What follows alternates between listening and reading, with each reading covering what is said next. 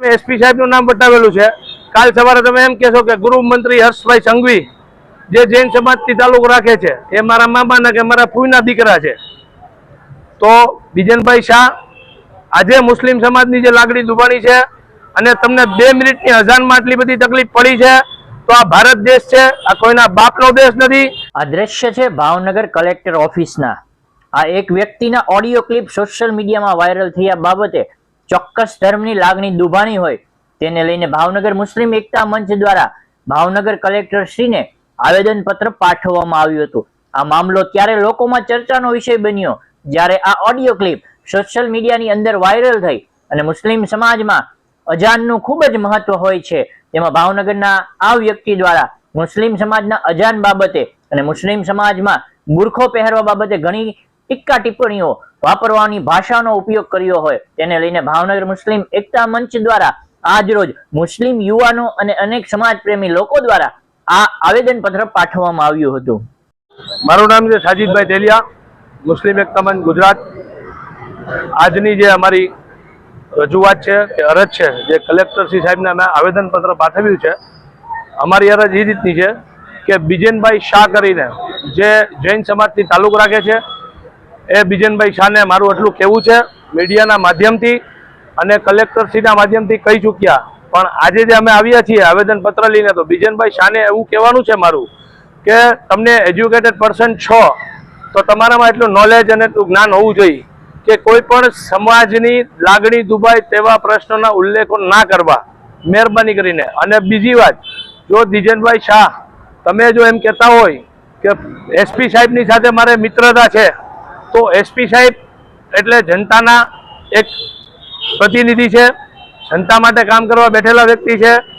આજે તમે એસપી સાહેબનું નામ બતાવેલું છે, કાલ સવારે તમે એમ કહેશો કે ગૃહમંત્રી હર્ષભાઈ સંઘવી જે જૈન સમાજથી તાલુકો રાખે છે એ મારા મામાના કે મારા ફૂઈના દીકરા છે।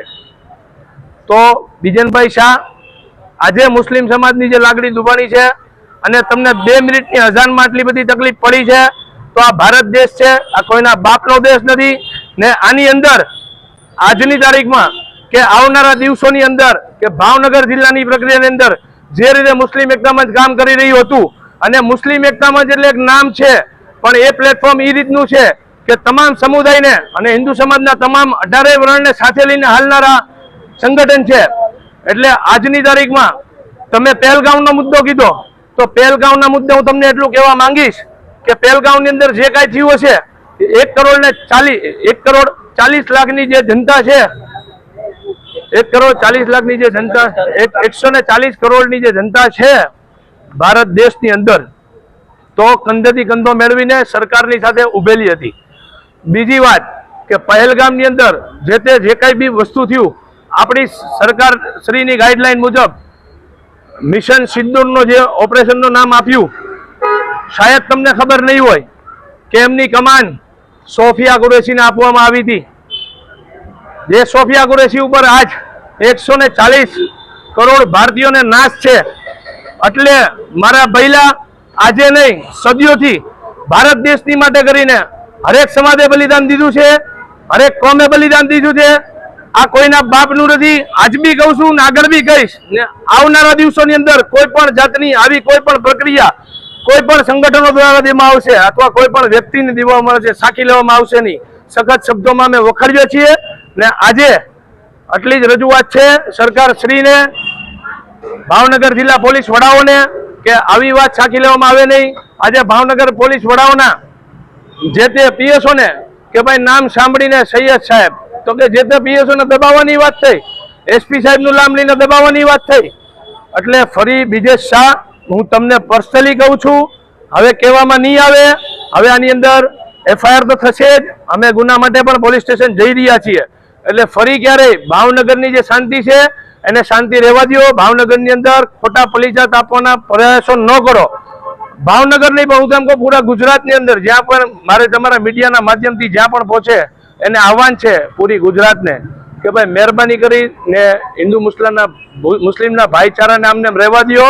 અને મારે 18 વર્ણ સાથે સંબંધ છે, હું મુસ્લિમ એકતા મંચમાં કામ કરું છું, કાર્યકર્તા છું ગુજરાતના ઉપાધ્યક્ષ તરીકે।